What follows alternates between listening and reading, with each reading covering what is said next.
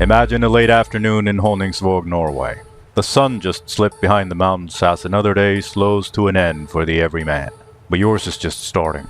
You glance at the clock. 10 minutes. 10 minutes until you wake Sleeping Beauty behind you. 10 minutes until the quiet gives way to the 8-cylinder noise of the never-ending, right-on-time logistics industry. 10 minutes to go time. The little fishing town settles in for the night. Light comes on in windows, boats rocking softly as they sit moored to the docks. Somewhere, someone decides that tomorrow can wait, but it's not going to wait for you. You let the cold air bite just enough to wake you up. Let the stillness exist before it's time for another ride, another job, another episode of Truck Sim Diaries.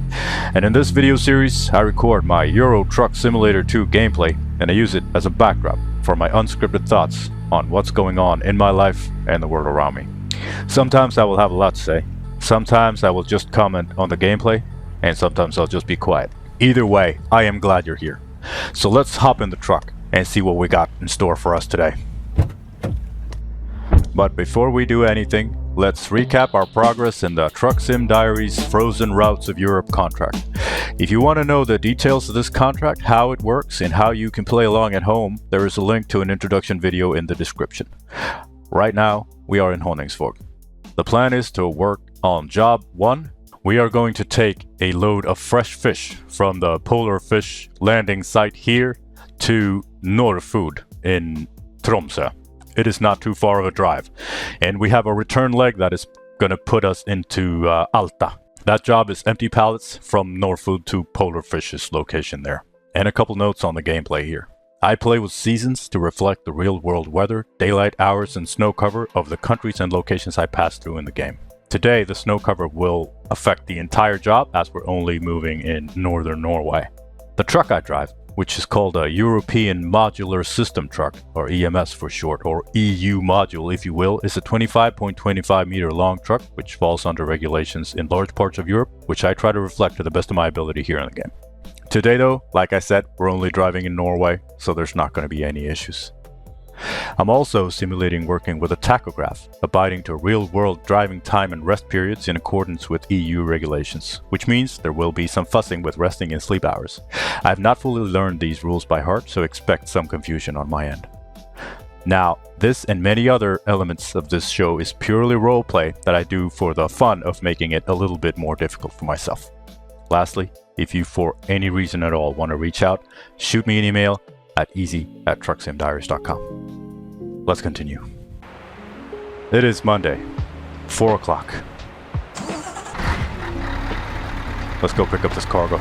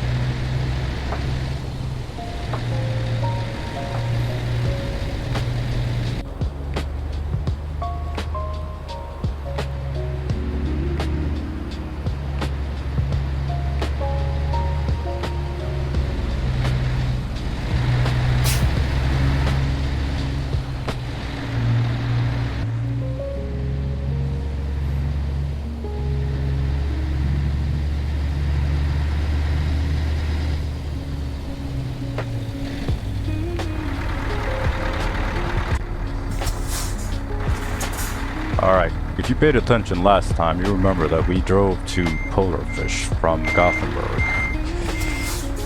So we are right at the pickup location, however, it is a really difficult one. It is the same type of pickup that I did last time, except now the docks just kind of end here. So I won't be able to pull forward in the same amount I did last time.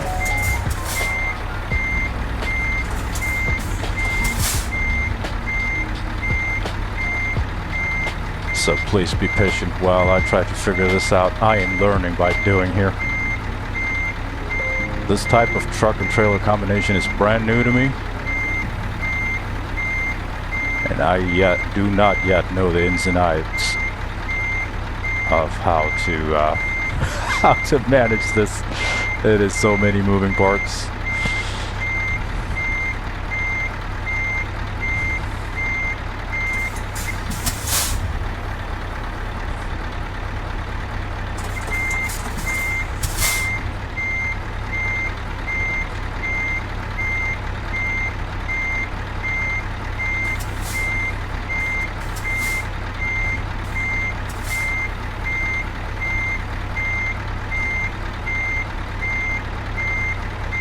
Okay, let's think this through. What do we need here?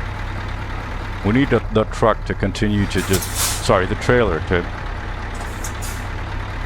just continue to move backwards.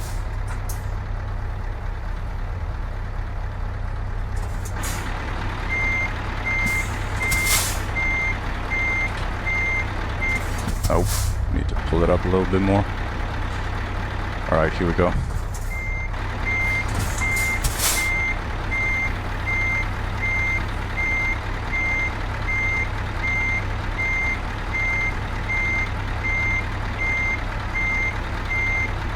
It's actually looking pretty good. Gotta make sure I don't turn the trailer too much. Let's do one pull up. We're a little bit off center, but I am going to have a lot of patience with myself. So I was looking at these instruction videos on how to do this in real life, and they said that when the trailer is straight, if you just maintain the straightness of the trailer, the truck will kind of fall in line.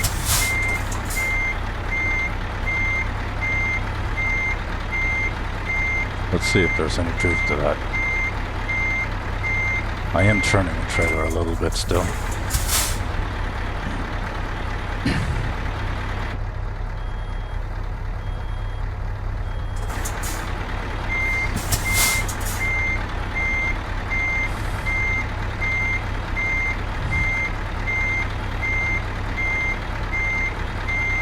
This should be enough to get us in the green.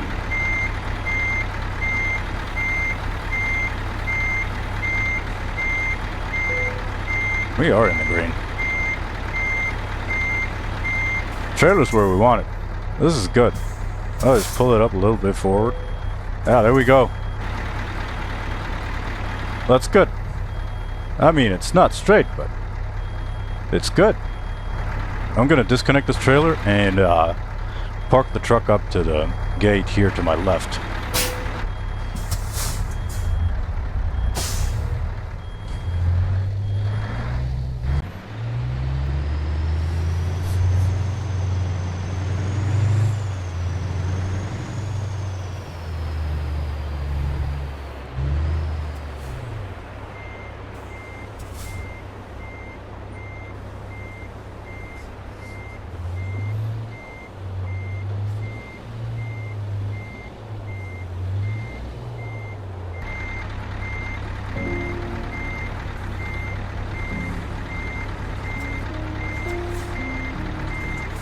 Alright, we're good. Let's load this cargo.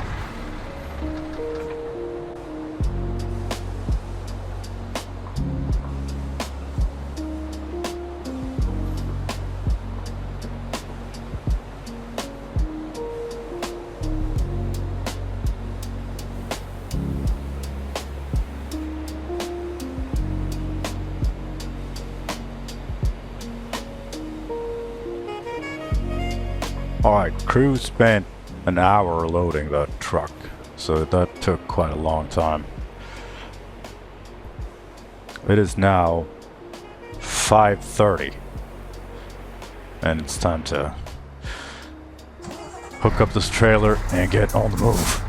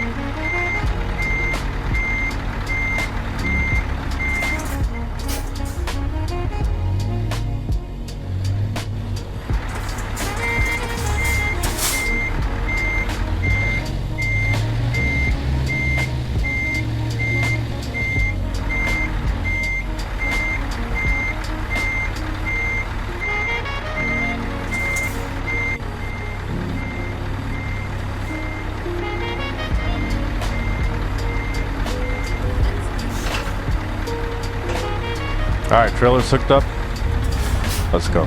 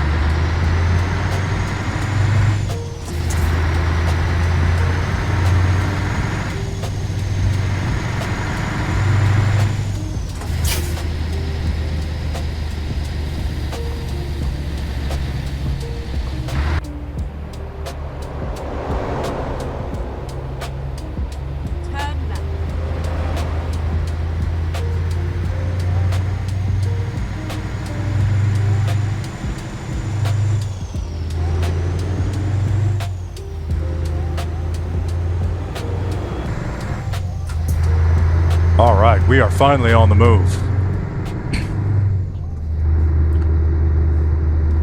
It is 20 minutes to 6. We need to take our next 45-minute break at 10. Hopefully we can find somewhere to pull over. Resting places are a little sparse here in Norway. Aren't a lot of gas stations and stuff, so...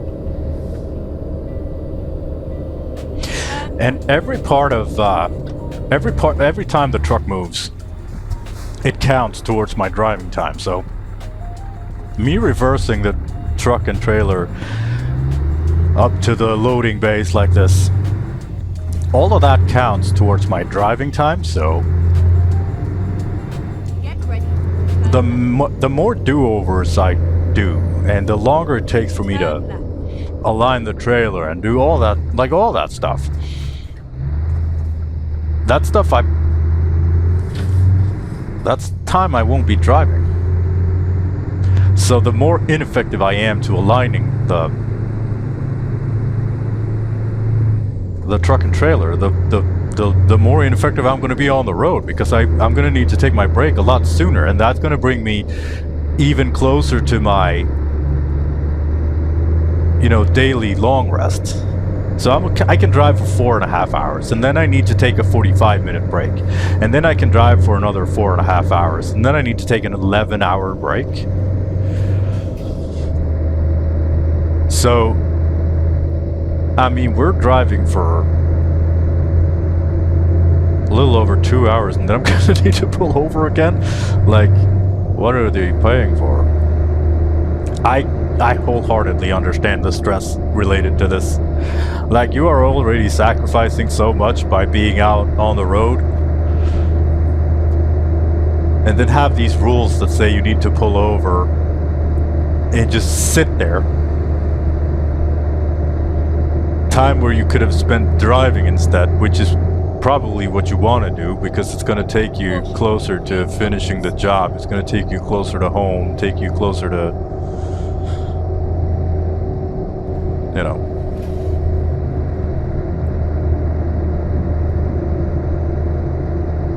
everything. But instead you're just gonna have to sit there and wait.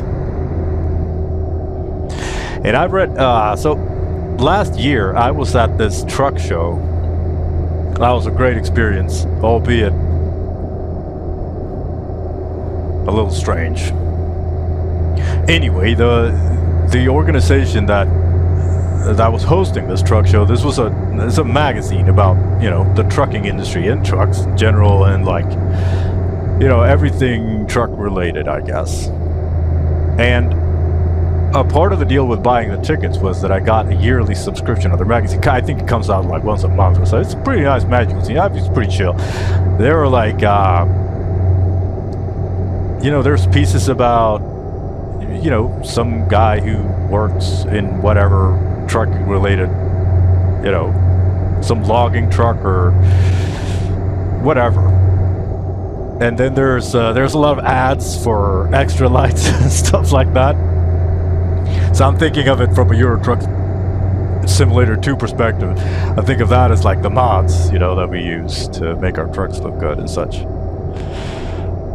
That's pretty fun. But also, there's you know, there's spaces where people can write in what they, you know, what they think and feel about the industry. And the recurring theme are these driving and resting hours. That's kind of how I got into thinking that I wanted to apply them into the game, because they were constantly talking about these frustrations that they have with this. And I was like, what's the, you know, I felt like it was so simple for me. Like, Euro Truck Simulator 2 is such a chill game. All you do is drive. The game doesn't really challenge you in any way. And that's, you know, that's the way they want to make their game, and that's perfectly fine. I just wish that it had a little more depth and a little more challenge to it. And like, what can I do to challenge myself? Well, you know, I'm not going to drive any faster than what I already drive to, like, make up time or anything like that. I try to keep the fuel efficiency as good as possible, but, you know, my hands are a little bit tied. Depends on where I'm driving. Like, for instance, now our fuel efficiency is going to be shot because we're in Norway, so we're going to be climbing these hills, just burning through the diesel as we climb them extremely slowly. So I read all these you know, listener emails and such in this trucking magazine, and there were, you know, articles about it, how the resting places are becoming fewer and fewer and farther between, because no one wants to pay for those. Like, who wants to pay for a rest stop? Who's obligated to pay for that? The shipping companies are probably not going to feel very obligated to, you know, because traditionally this is up to the drivers to kind of figure out, and traditionally it has been working. So, you know, the general consensus is that something needs to happen with this for the truck drivers to be able to you know, sort this out. Because say you're driving and you get stuck behind a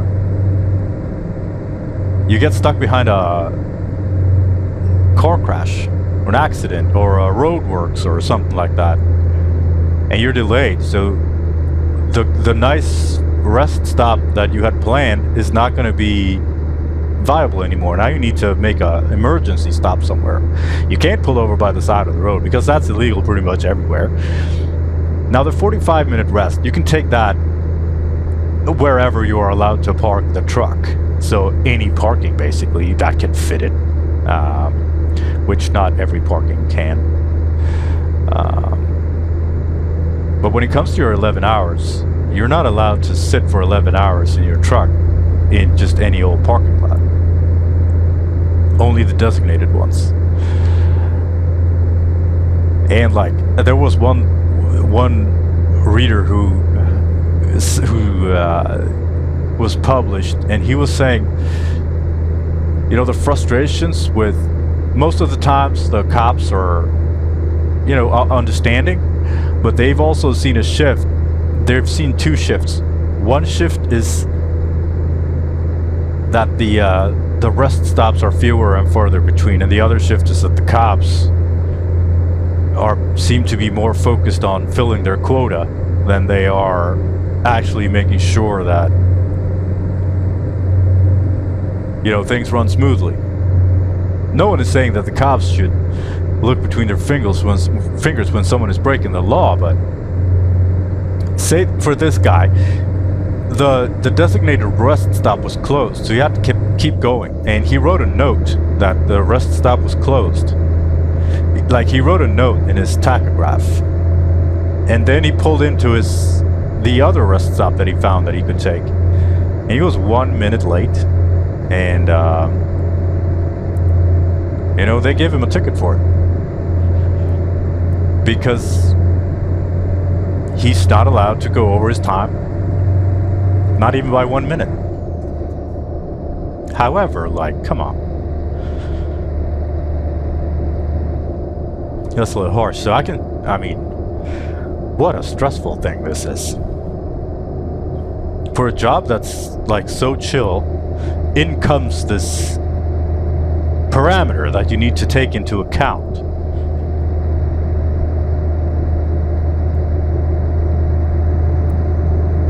And like I talked about in some episode back about, you do your 4.5 hours, you take the 45-minute break, and then you do your other 4.5 hours, and you're not allowed to drive anymore. You need to rest for 11 hours, even if you're 30 minutes from home. You're not allowed to do that. So you just gotta pull it over.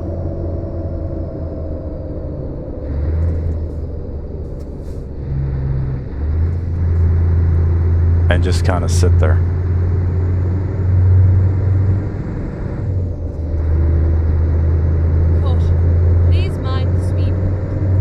Alright, so we are going for 523 kilometers left.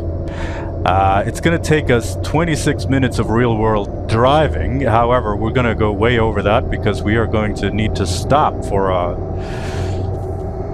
rest pretty soon. We need to rest at 2200 hours. That's 2.5 hours from now. And then we're going to pull a 45-minute break. And after that 45-minute break is done, we can drive for another 4.5 hours, and then we're going to need to pull over for an 11-hour break.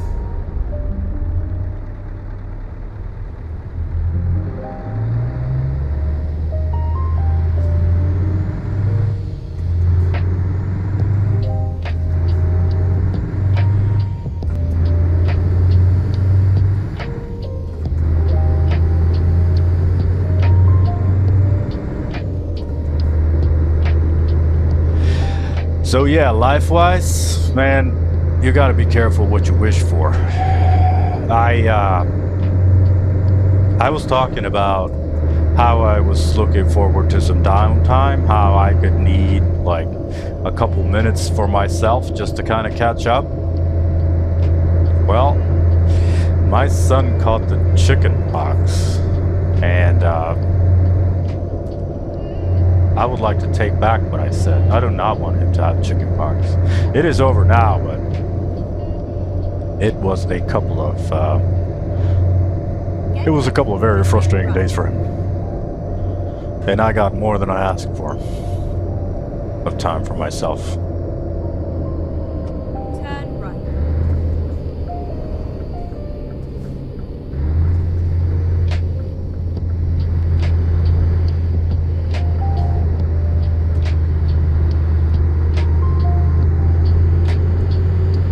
Alright, we're coming up on Alta. We need to take our rest within 30 minutes, so I am feeling a little stressed here.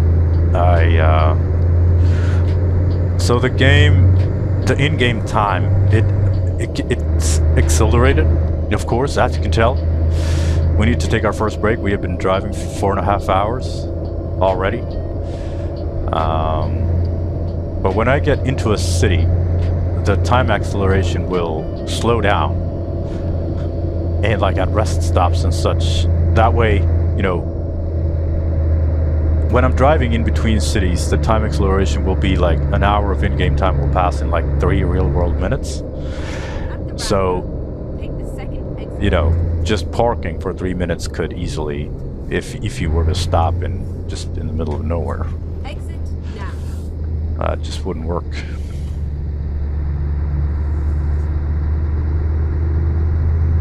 But it looks like we are into slow time now because the minutes are not ticking away as fast. Let's stop at this gas station here for the 45 minutes. I wonder if they have room for us.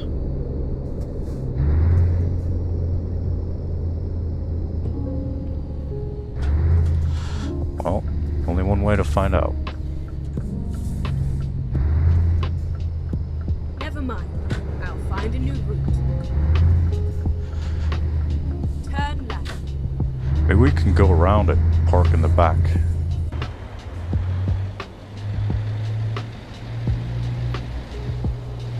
Get ready to turn right. Turn right.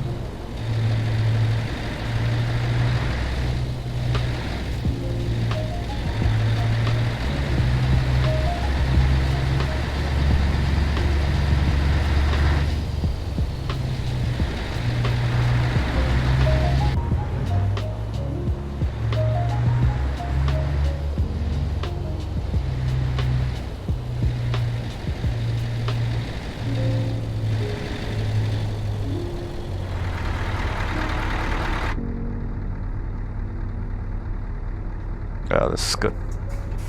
Alright, we're pulling over at 9:45. Alright, we're good. We're going to resume this at 10:30. Oh wow, this is close.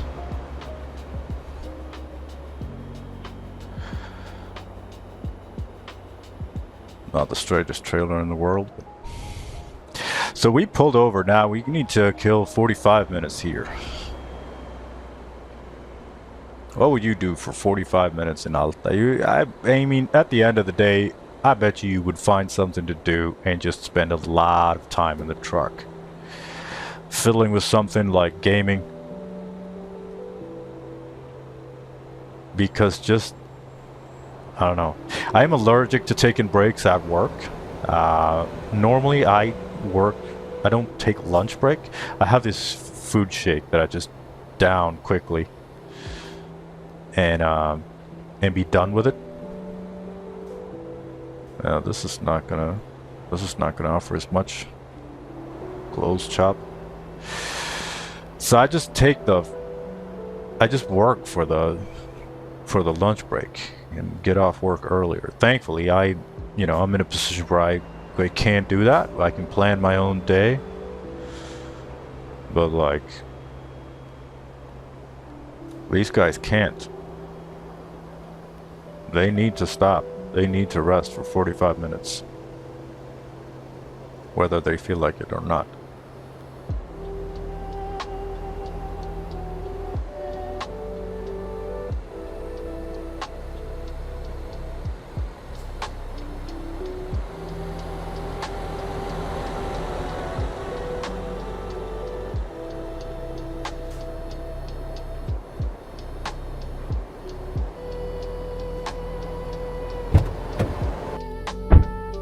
Alright, let's lean back for 30 minutes.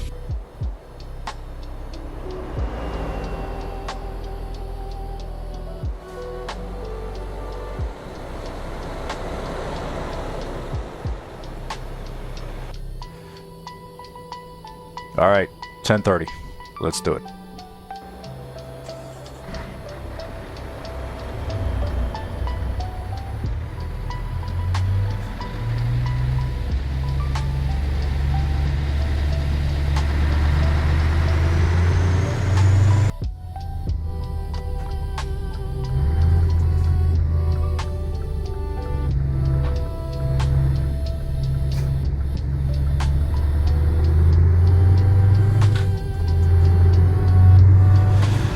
Alright, we got 7 hours and 23 minutes of in-game time left to go.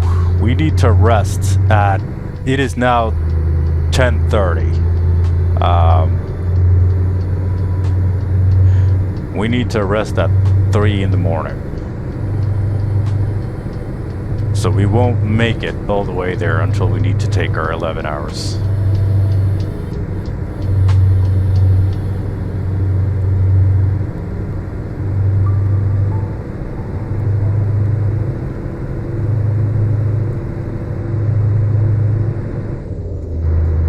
And I was talking about how I'm bad at math, and I'm especially bad at calculating time. So I've always been bad at math, and I remember in school, in grade school, I found it difficult, and I don't think I'm stupid. I mean, I don't think I'm that stupid. I'm stupid, but I'm not stupid. I'm not too stupid for basic math. I just never learned it. And I remember in school, I found it difficult.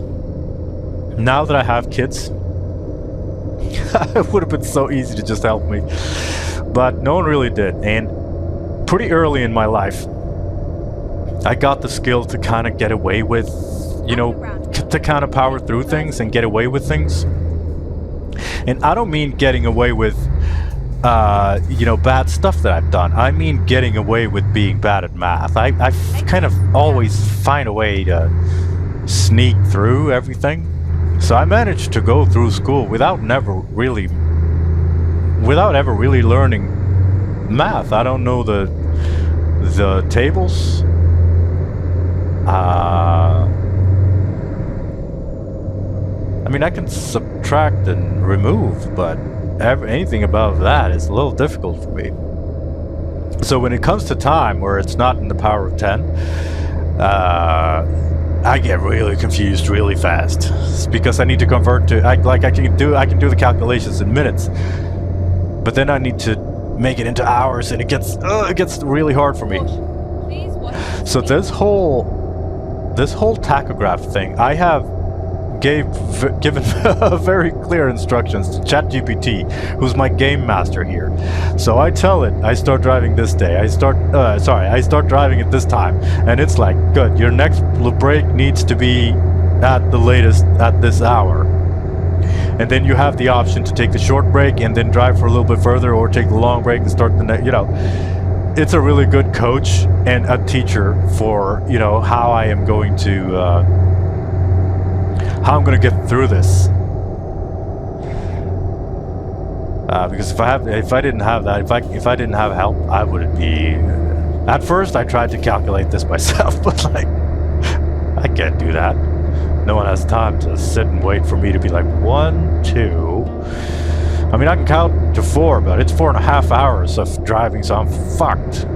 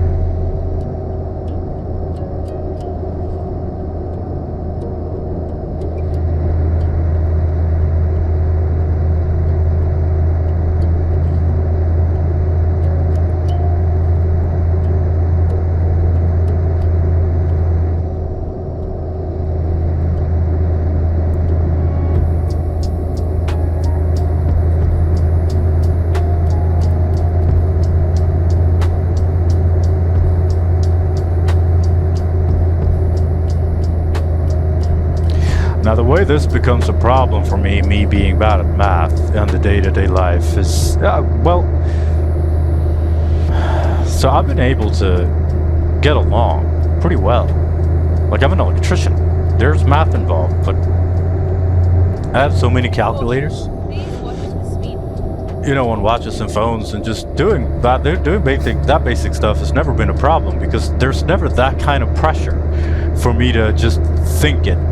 You know, I always have time to look up the numbers, and it's perfectly fine to do that. Like, there's no one's judging me for pulling out a calculator when I'm, you know. Caution. Please watch the speed. Doing work stuff. If anything, that's a good thing.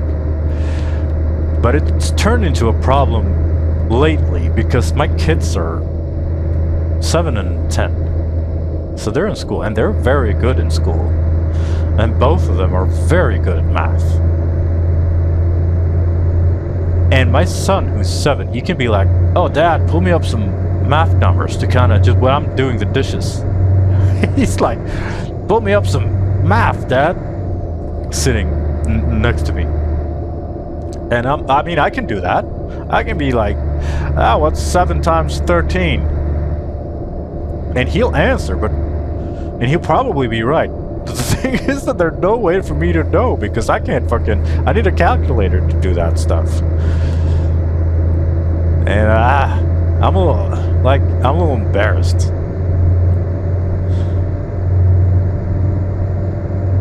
Because like this hasn't been a huge problem for me, so I haven't really had to, you know, take it into account. But now all of a sudden this became a thing. And I'm reminded of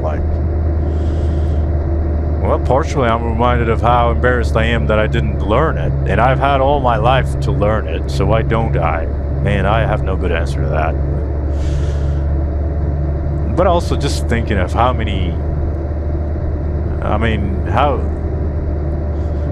no one fucking took a minute to be like, hold on. I guess that's kind of what happens.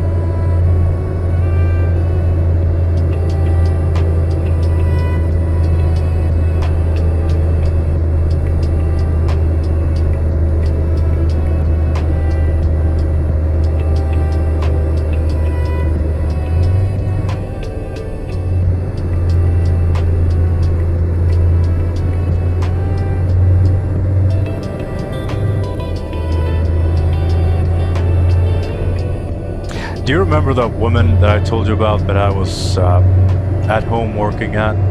It was a couple episodes back. I don't remember how many. Maybe one or two or three.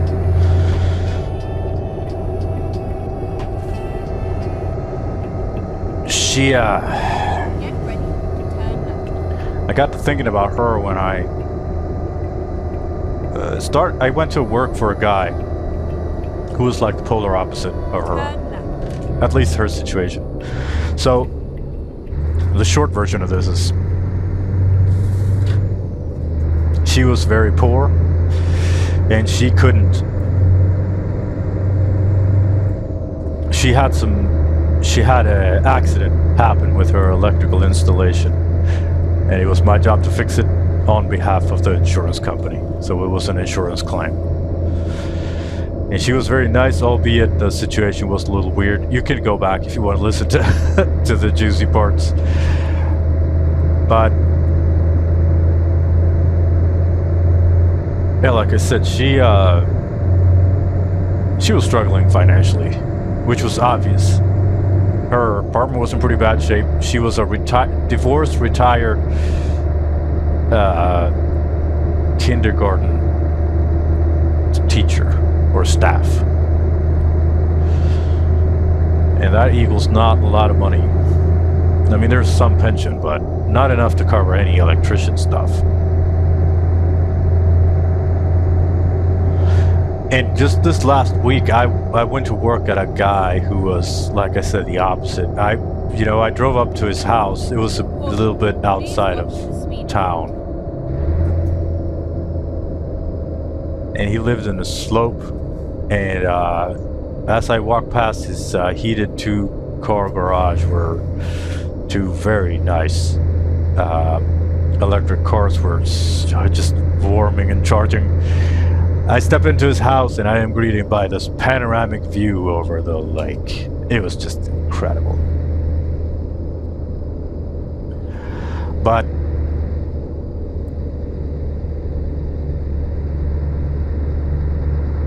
he needed help too. And he also had an insurance claim. And he also wanted me to do more than what was really, necessary. It wasn't really related to the insurance claim. It was a bit of a stretch. Both of them did this. She did this because she couldn't afford it any other way. And he did this because, I don't know, reasons. This is where we're going to pull over for our 11 hours. Turn left.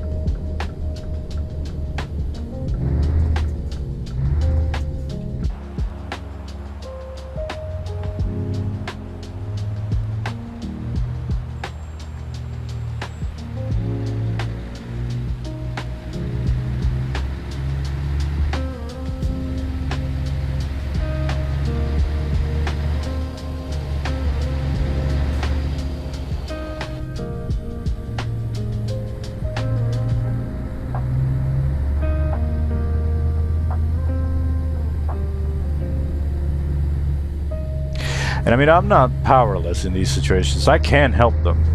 I can, and most of the times it's not a problem.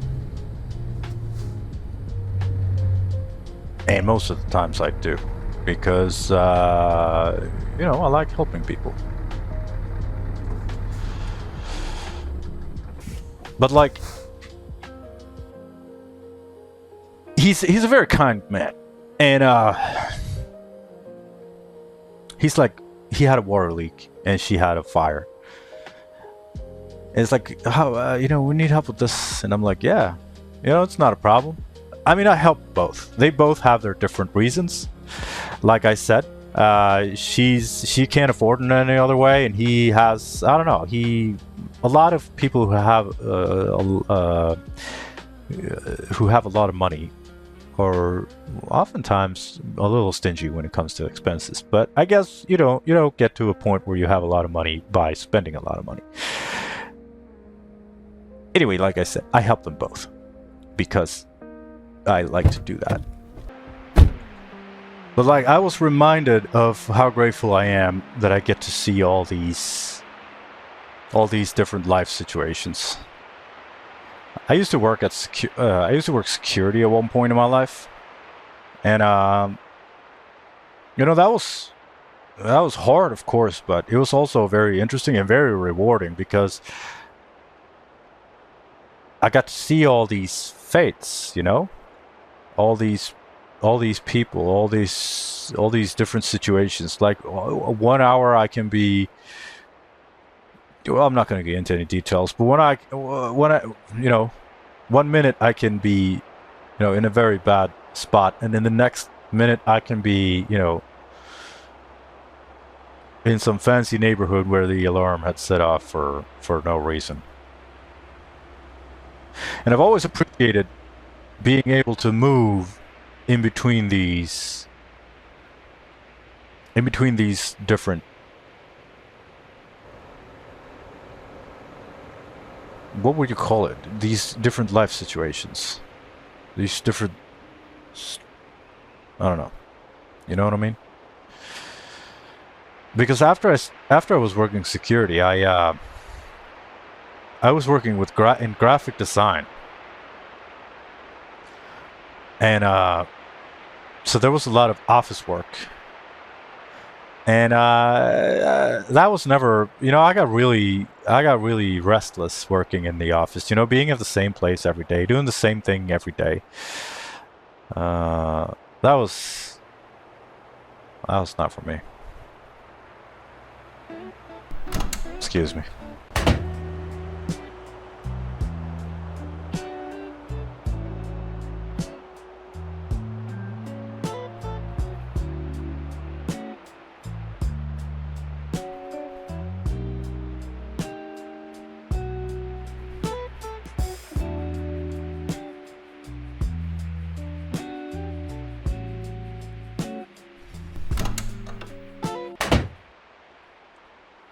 So after working in that kind of office, I got restless and I needed to move on. And I wanted to get back to what I had when I was working security, the thing where I don't really know where I'm going every day. I don't know what the day's going to look like, and I don't know where I'm going to be. And I want to drive around in a car and be like, and I want to help people. But I don't want to be subject to the threats, because it was risky. I mean, there's no joking around that. Let's spend the night in one of these huts.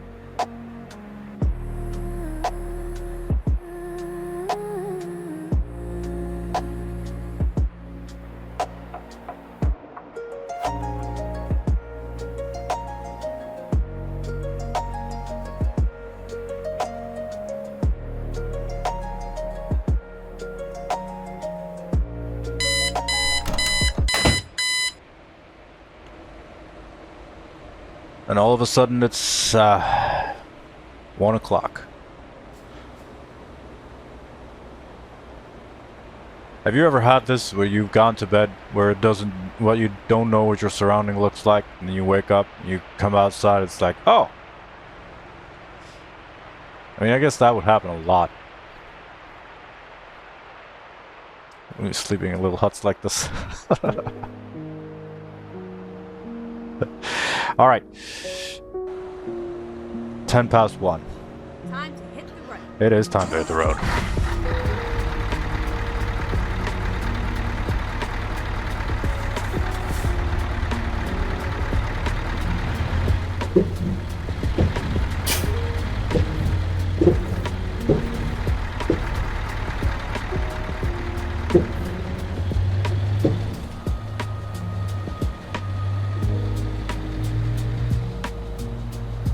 Turn left.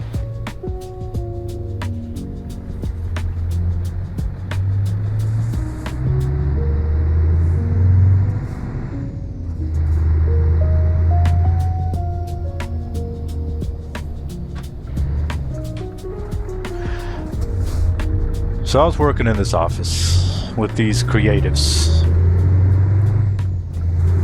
and I felt like I could not relate to this situation. I cannot relate to. It's just so weird how just stepping from one way of living your life, which is,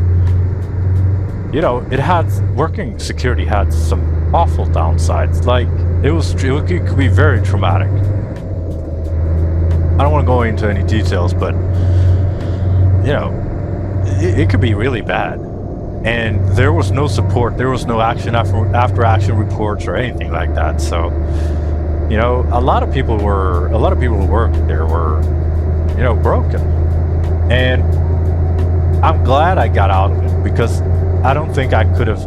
I think of myself as this, mentally strong person, which, I am, but I wouldn't want to take the chance doing that for very long without, expecting there to be some consequences. So I'm really glad I got out of it, but I got into something that wasn't for me either, because, like I said, I was spending too much time sitting at the same office, doing the same thing, and the group was just way too homogenous. I mean, I was a graphic designer and photographer, so I had a lot of other creatives around me, but they weren't all graphic designers and photographers. It was writers, but the difference was minimal. And that goes for the large part for all the guys that I work with now, it's a pretty homogenous group too. They have their, it's a first world. I live in a first world nation. We have first world problems. I'm not saying like everything is nice and perfect in your life because someone else is starving. That's not at all what I'm saying. Because it doesn't work like that. I mean, humanity has always been striving to look for problems, and we're going to find problems. We're going to solve problems to create a better existence for ourselves. It's natural. It's just that it can be a bit much sometimes, and it can be a little tiring.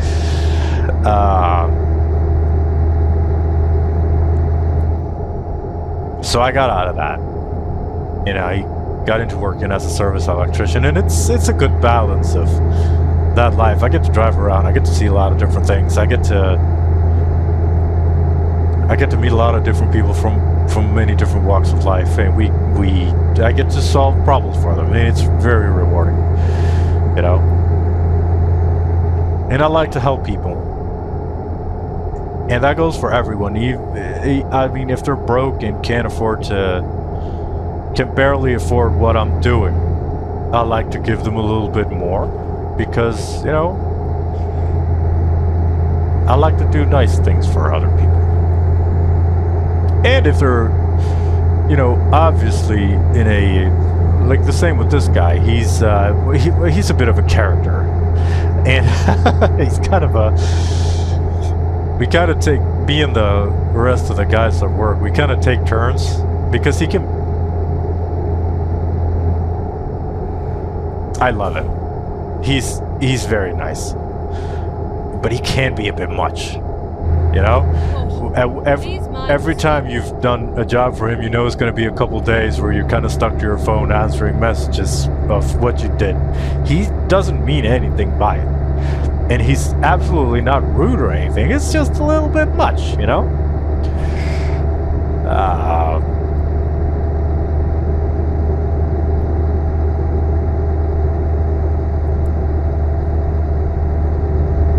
But I was reminded how different life is for people. Caution. Please watch the speed limit. And I think for me that's good. I'm glad I get to see this. It helps me calibrate. I mean, I don't feel that my life is without problems just because I visit a person who can barely afford to fix their living space. But I'm also not, I also don't feel like throwing my house away just because it's not as good as the guy I was visiting. I see that a lot with the people who I work with. How the standards for a lot of them go up very high because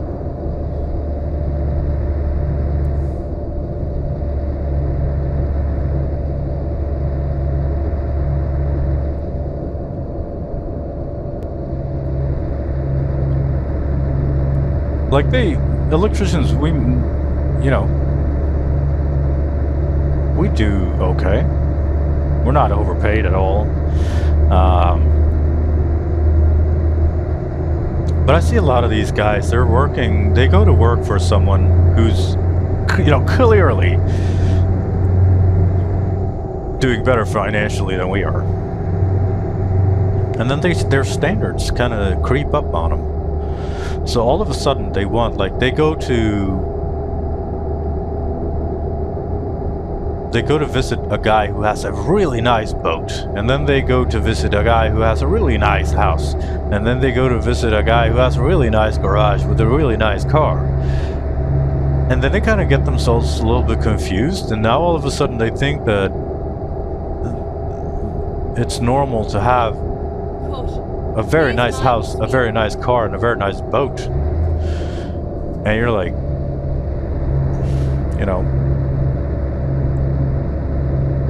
I guess it's easy to get kind of lost in this stuff. And that's one of the things that I enjoy with the tasks that I have, because I get to see all of it. I get to visit everyone, and I kind of feel that, to some extent I'm pretty well calibrated.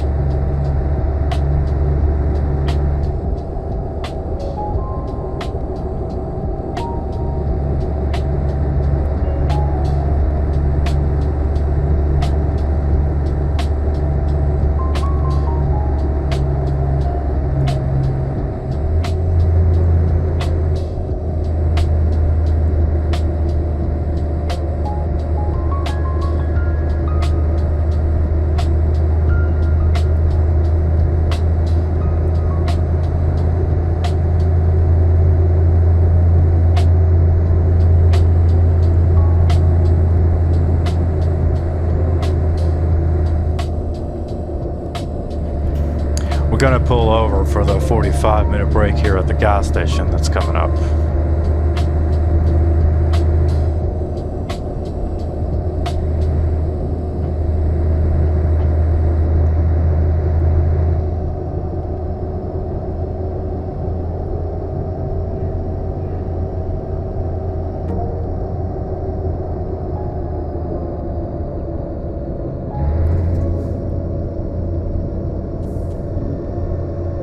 Get ready to turn right.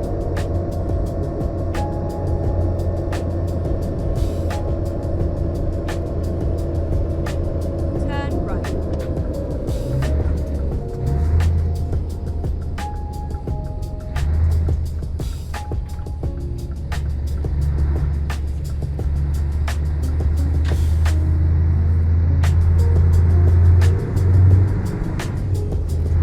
Okay, let's find a new route. Keep left and then turn left. Turn left. It looks like it's open.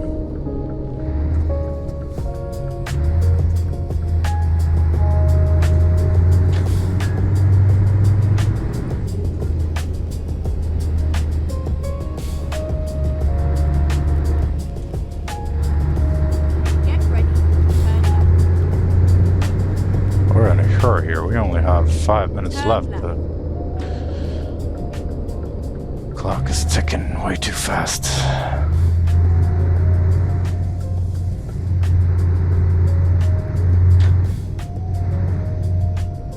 Alright, we're fucked. We need to stop now. Alright, we stop at 10 minutes past 5.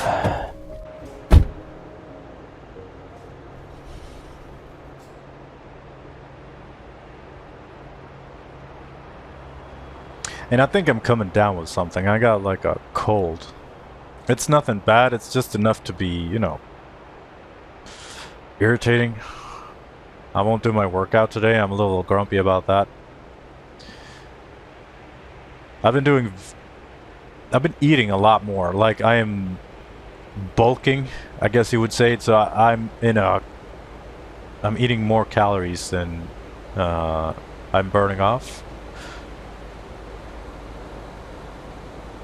And having pretty recently done a cut where I'm in a calorie deficit, man, being in a bulk is hard. Like I eat I eat all the time, feels like. It's just 2.5 hours and then it's eat, and then it's 2.5 hours and then it's eat.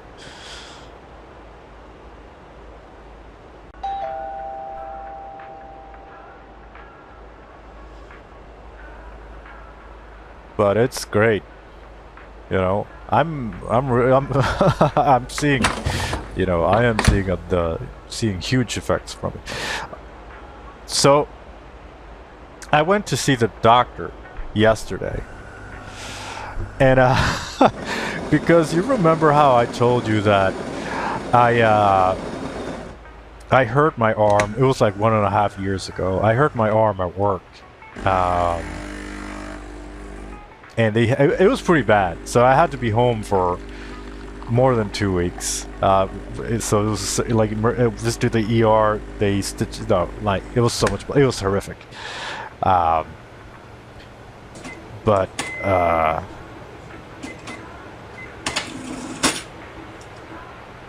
So there was a follow-up now, because it's been 1.5 years, or it was supposed to be after just 1 year, but you know, because you know the waiting times to see the doctors are so long, it couldn't happen until now, because while I do have scar after the accident, I also have some pain in my arm when I'm lifting something heavy.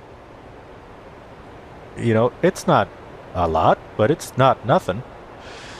So I was like, I noted that to the insurance company, and they were like, yeah, you need to go see a doctor, and he can kind of verify, you know, where you're at. So that doctor's appointment was yesterday. And like I said, I'm doing a lot of intensive strength training, and I have been eating a lot, so my muscle have been growing. You know, not to brag, but quite a quite a lot. So, can you imagine me? He was like, "Yeah, take your." So I was in a t-shirt, and he was measuring my arms, and he was like, "Yeah, put your arms up like this, you know, in the strongman position." And I was like, he was gonna measure how far I could bend my arm with, like how far I could bend my elbow. And like, he was like, "Yeah, so tell me more about, tell me more about how you can't lift heavy objects." And I was like, "But, but doctor, I can't. Like, well, I can, but it hurts." And he's like, "Uh-huh." It was fine, but you know, he did make a note of how I could obviously lift heavy objects. You know, I'm a guy, so I'm gonna take that as a compliment. It's ridiculous.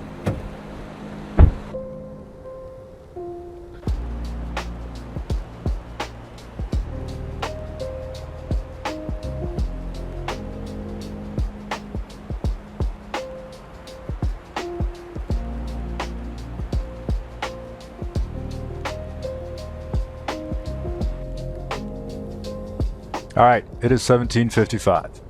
It's time to go.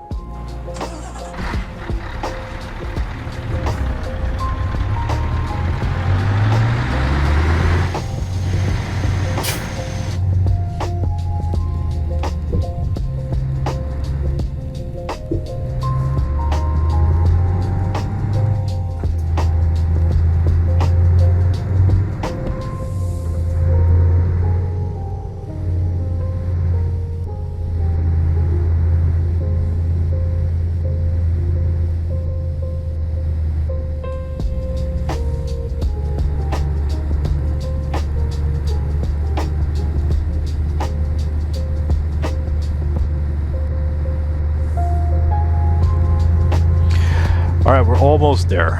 It's 85 kilometers left.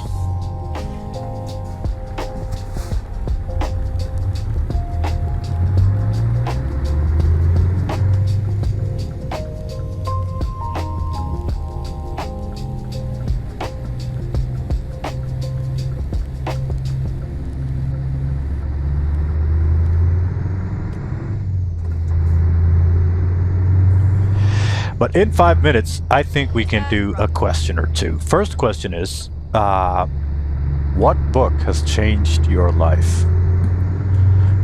And the book that's made the biggest difference in my life is the ATF manual, Jane's Advanced Tactical Fighters. This was a flight simulator game in the late 90s, I want to say.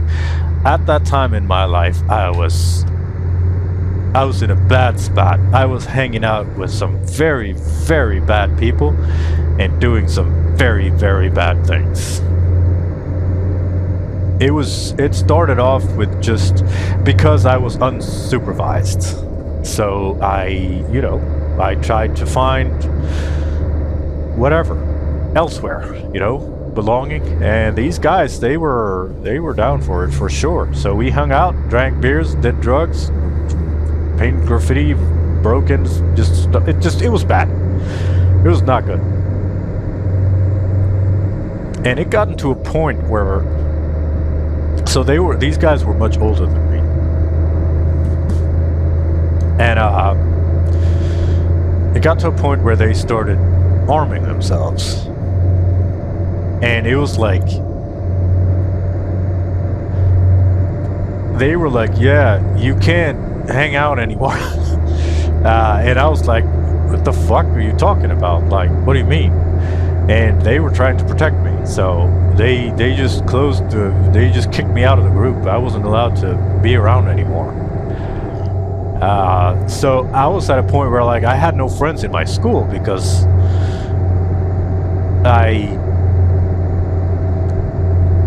I guess I was a little weird. I was also hanging out with different type of people. So I was kind of left alone. And I didn't know what to do really because I was just kind of sitting there. I always loved PC gaming and I always loved flight simulators, so and this flight simulator I had it. I hadn't learned how to play it. So what I did was, I was 12 at that point, or 13 maybe. Yeah, 13. So I just picked up the manual for Jane's Advanced Tactical Fighters, and I started learning it from cover to cover, and I didn't know all the words, but I had to learn the words. So, and after a while, I kind of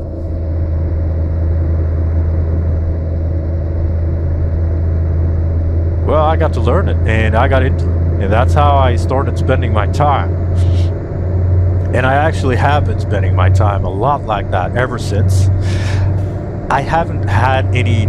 I've always wanted to get into nerdy things, but I haven't had any nerdy friends because I had cool gangster friends who after a while wouldn't let me hang out with them anymore. And I'm thankful for that now, but I thought that sucked at the time.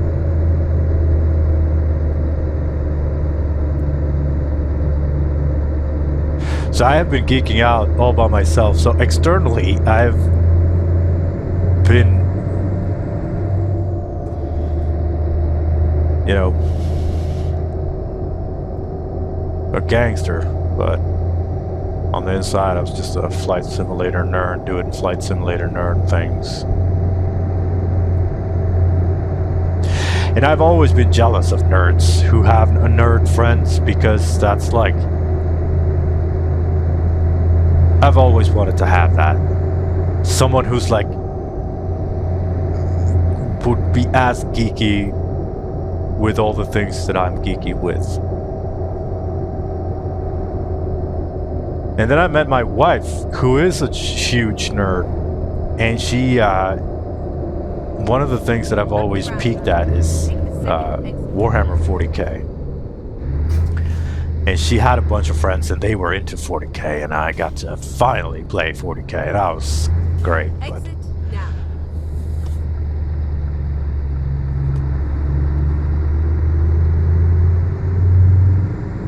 flight simulator saved my life, I suppose.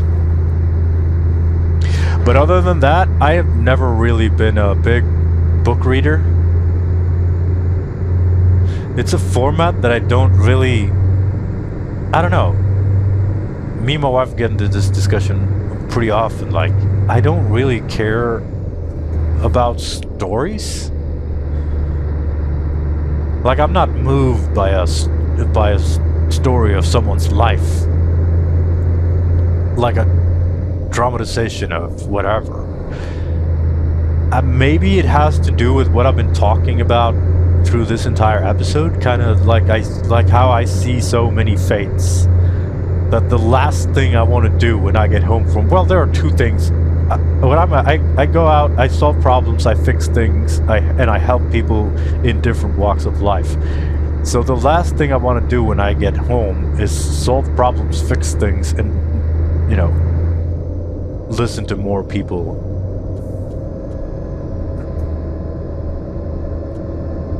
And their different walks of life. Because I've always felt that the life stories are what ruins the movies. I like movies like Black Hawk Down. Turn right. That like depicts an event of what happened. Not, I want to know what happened, I don't want to know how they felt about it.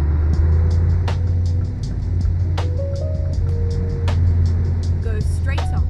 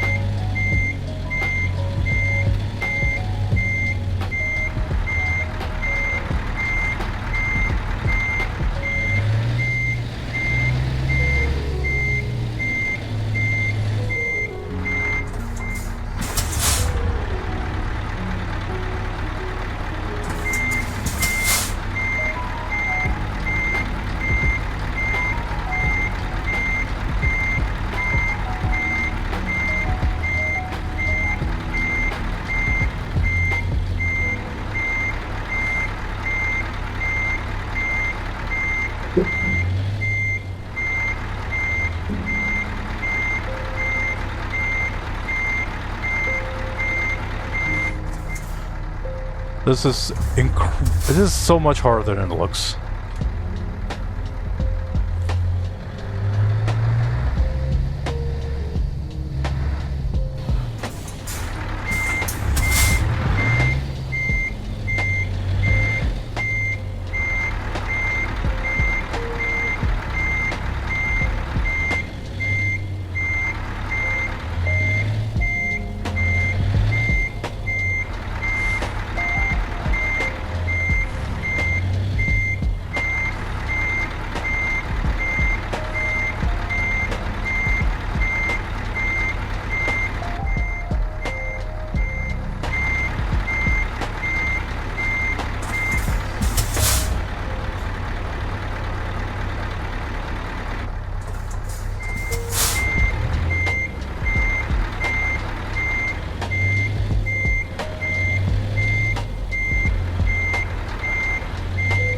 There we go.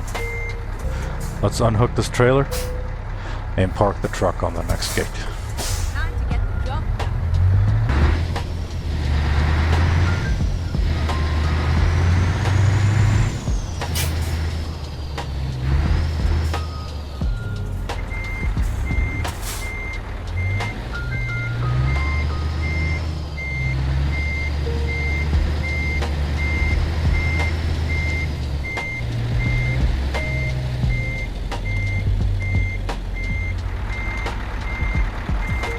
Alright, cool. Let's unload this cargo, check off the first part of job 1. Alright, stats for the job. 608 kilometers of driving with 45.4 liters per 100. This is not unexpected though, because, I mean, some of those hills were nasty. And then, you know, just, it's what happened. 57 minutes of driving from Honningsvåg, Polarfish to Tromsø, Northbound. Fresh fish, 21 tons, and I am driving a modded truck, so the cargo in the truck is not accounted for here in the stats, so the corrected stat would be 33 tons. Planned was 654, real was 681 kilometers, so we didn't go too much further than planned. Income was 16,000 credits.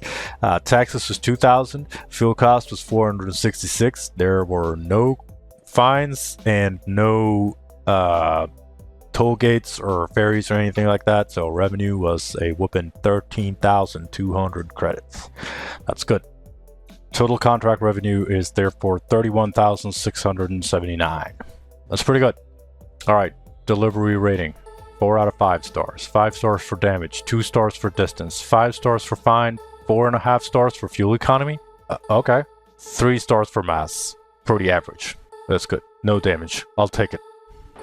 And as always, thank you so much for taking the time with this. I really do appreciate it. And remember to take care of yourself. You are important and you need to last for a long time. Bye.